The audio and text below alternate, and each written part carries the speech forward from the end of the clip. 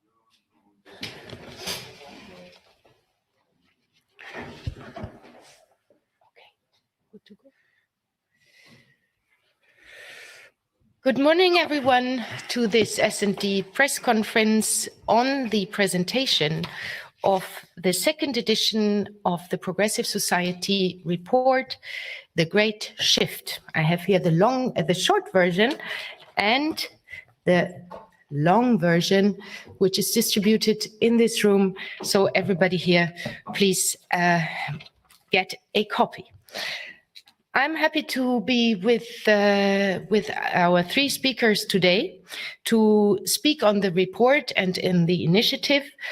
Irache Garcia Perez, our S&D Group President, Eric Andrieux, S&D Vice President in charge of the Progressive Society Initiative, and online with us, Poul Nyrup Rasmussen, Chair of the Independent Commission for Sustainable Equality, and of course, former Danish Prime Minister and PES President.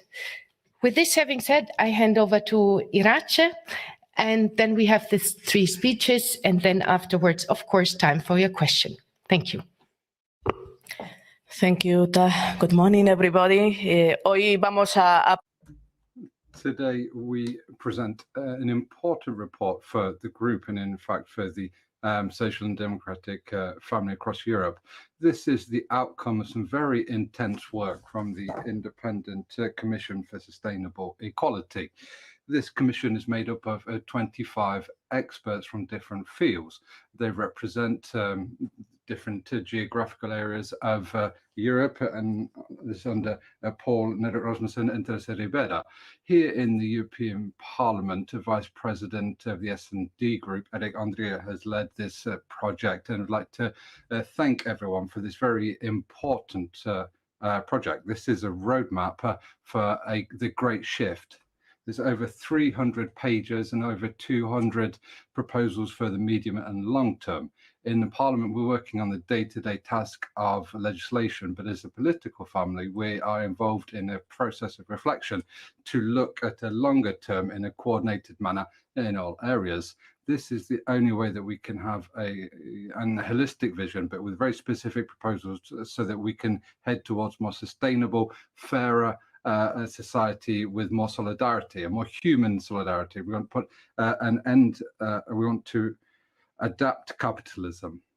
This is a very useful project. In 2018, this commission produced a report with a range of recommendations, which allowed us to negotiate with Ursula von der Leyen, for example, at the beginning of this legislature. It allowed us to have a significant impact in the Commission's work programme for the 2 years after that. And I'll give you two examples.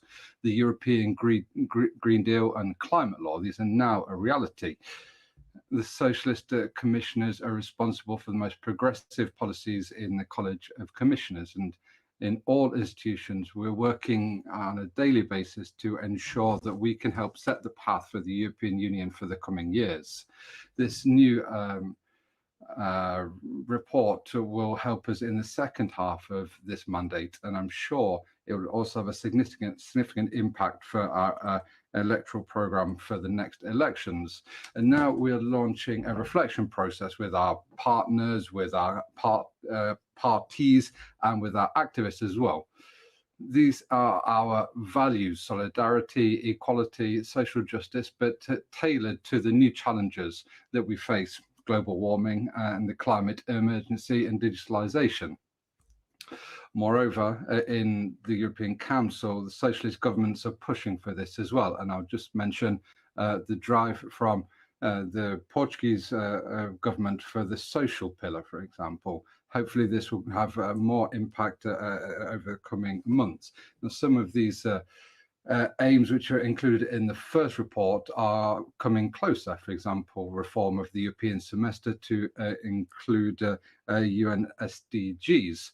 Now, this report has been drawn up by independent experts, and there's some very demanding proposals, very ambitious proposals that we still haven't discussed with our political family, but that's something that we will do. And that's what we want to do now, to continue with this work and to be able to have a discussion, reflect on these ideas in all different fields, and with all our political parties, but also with civil society and society at large. Now, some of our proposals have already been sent to the European Commission, and I'll send a few points over to Ursula von der Leyen in a letter. For example, a law against poverty, which is binding, a law for biodiversity to restore ecosystems, and also an international summit for well-being, for well-being.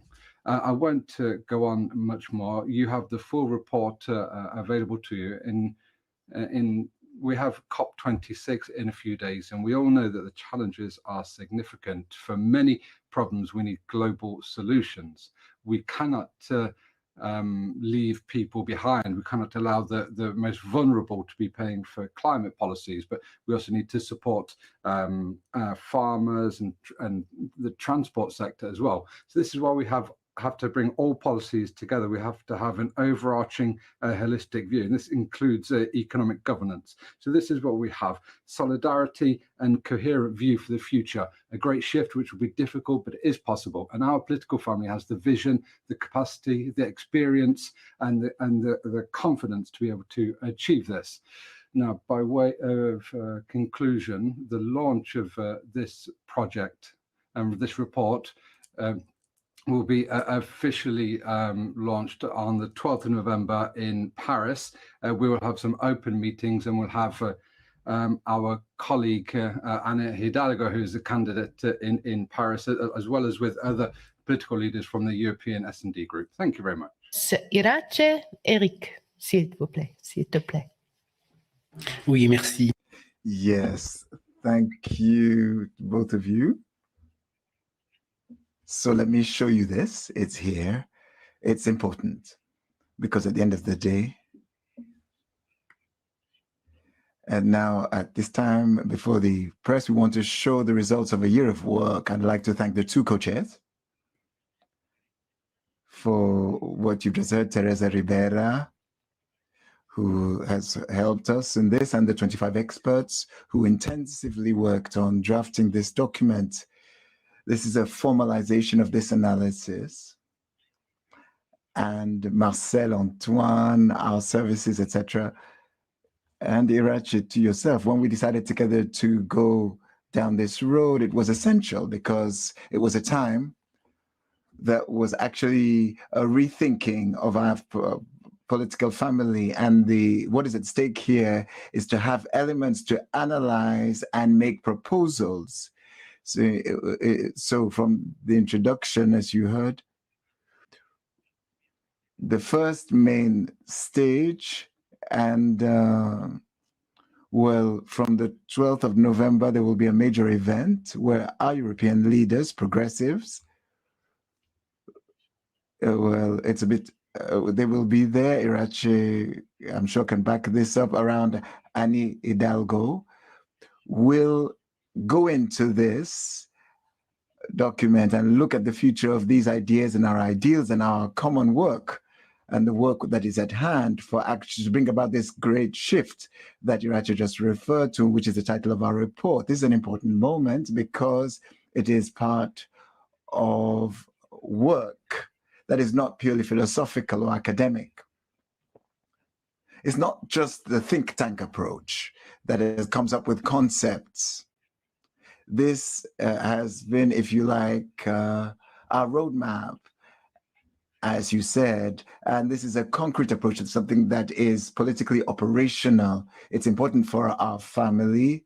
So we're taking note of taking stock of the situation. We're making concrete proposals. It will be the great shift, 242 proposals, more than 300 pages. So it's really in-depth work. I'd like to invite you to read it, which might be a little hard to do, but each word, each sentence has been weighed and is a choice and is a small revolution for change. And it gives you the thinking of our social democratic group. So very briefly, and this is my mission. There are all these, there's a narrative here.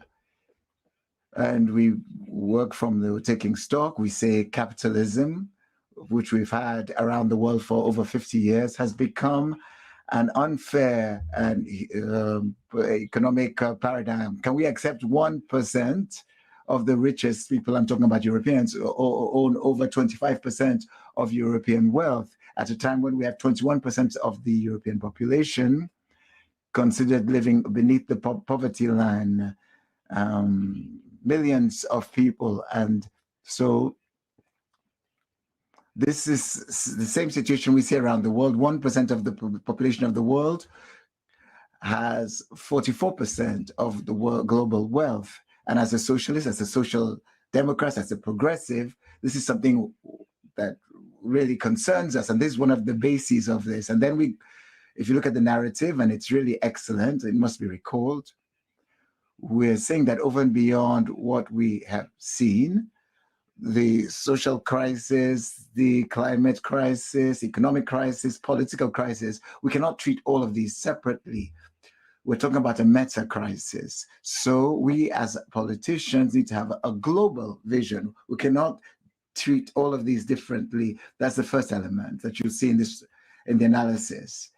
The need to treat crises in a global manner. So the European response is important. It's necessary, but it's not enough. As Irach, as you said, what we've done is really important, the Green Deal, etc. But the situation is that we have a time bomb in terms of our society.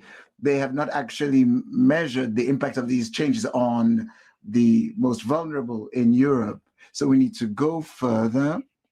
And this is what we're saying in the report, right throughout the report, when we talk about a fair transition, look, climate change, environmental change, but the immediate impact that this will have on European population. We cannot dissociate these two approaches. And this is presented in what we have. I've spoken about the globalized economic approach, which is obsessed by the production of wealth. And this is something that we've looked at in talking only about GDP. And we think this is no longer a valid. So what we're saying, GDP cannot be the policy for the future. So imagine a society looks at the well-being of its people. And this is what we're saying in this report. The matrix of our idea that should concern us is the idea of well-being. So we must change our paradigm And it is with strength and courage that we must say this, and we must do this with regards to transforming society. So we need to redirect our model towards this broader objective, taking account of well-being around Europe and around the world. This is a major problem. We need to build together this edifice to measure intercontinental well-being. And Irache said this, so we need to change global governance, European governance. This meta crisis we're talking about is that governance is no longer adapted. We need to look at all the models of governance. And here within Europe, when it comes to the reform of the European semester, this is something Irache said as well. So the very issue of regulation is at the heart of what we're proposing. It is deregulation that has proposed all these perverse effects that we're referring to. So this is something that must be taken account of. I think we must also measure that all the crises are linked. The European Union is threatened by major political upheavals coming from far-right or nationalist parties that feed off the poverty and precarity. And this fact that certain people are being left to the side and people are perishing, and we must respond very concretely to this. How do we reinstall a balance? How, as politicians, do we accomplish our mission to take care of the majority of people and look at these issues of poverty and inequality? And this is what we have in the recommendations. I'm not going to go into all of them. There were so many of them. Just, I think you already said this, we need to look at the reforming economic governance in Europe and the transforming of the semester. The semester must have a socio-ecologic agenda that is ambitious, that can guarantee thematic justice and a very fair transition. And this is it, Irache, we talked about this in the Bureau. So this is what we need. So we need to strongly and sustainably reduce endemic poverty, and the anti-poverty law that we're proposing is not just a play of words. It really speaks to the matrix of the proposals that we have in our 242 proposals. Also, biodiversity should not be something that's on the sidelines. It's something that we should take on with force, courage, and responsibility. And here we should have a biodiversity law, as we did for climate, something that is binding, that takes account of the fact that the mandate has come from the fact that we are causing problems with biodiversity. There's also the problem of fiscal management and taxation.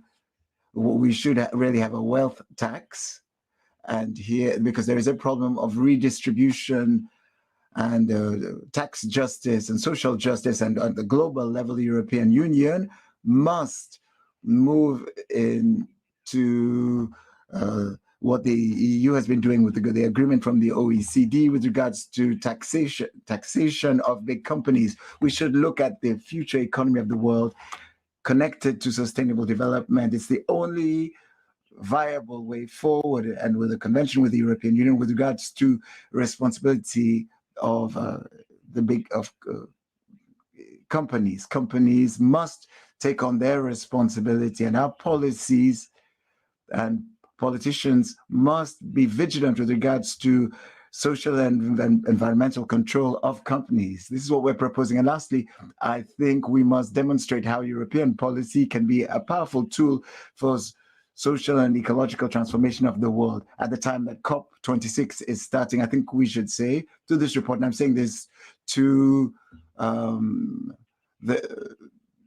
you as journalists, there must be proposals that can really help us and feed it into COP26. We will have proposals next week. I think, Irache, you will be chairing that meeting, and we'll have proposals for COP26, and that is part of the report that you are seeing today.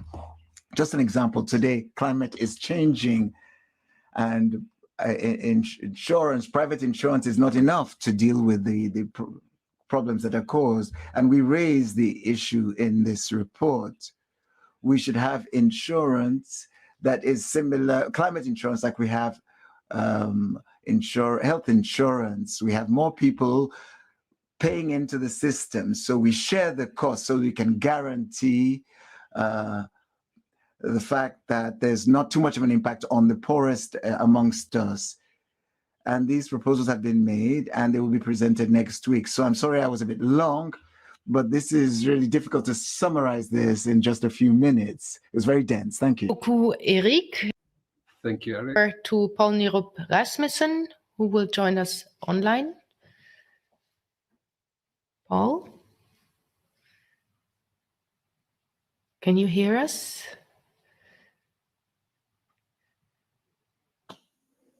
Yes, hello everyone. Thank you. Can you hear me? Yes, we can. You have the floor. Thank you. I would like just to focus on a few points. Number one is, as Iratxe and Eric correctly said, we have been for too long confronted with also populists. We have the for this meter crisis, if you do this, and it will so also hands up. Paul, we have a connection problem. Could you try to reconnect? Refresh your visual and also the voice.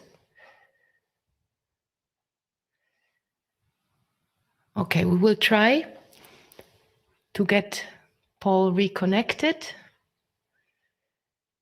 In the meantime, are there any questions? Are there any questions here in the room? Are there any questions online? Iratxe, do you want to add anything? Creo que I think Eric has given a fantastic explanation of the work. From his comments, I think what we've understood is this is a story. It explains where we've come from, where we are, and how we look to the future and where we need to go. That's the heart of this report, I think. Allow me to reiterate, this is will now be a process for reflection within our political family, but as I've said, with society at large, with civil society organizations, with trade unions, with environmental groups. I think this is the perfect time to do this. Obviously, we've had the pandemic, which has affected all of us. The pandemic has also shown us how vulnerable we can be, and we need to be able to have this global vision. We've had a global pandemic, which shows us how important it is to act globally, and that's what we're going to work on now. Iratxe, I understand that now Paul is back. So Paul, you have the floor. I hope it works now. Can you hear me? Yes, we can. Can you hear me now? Yes, we can hear you. We can't see you, but maybe that comes back.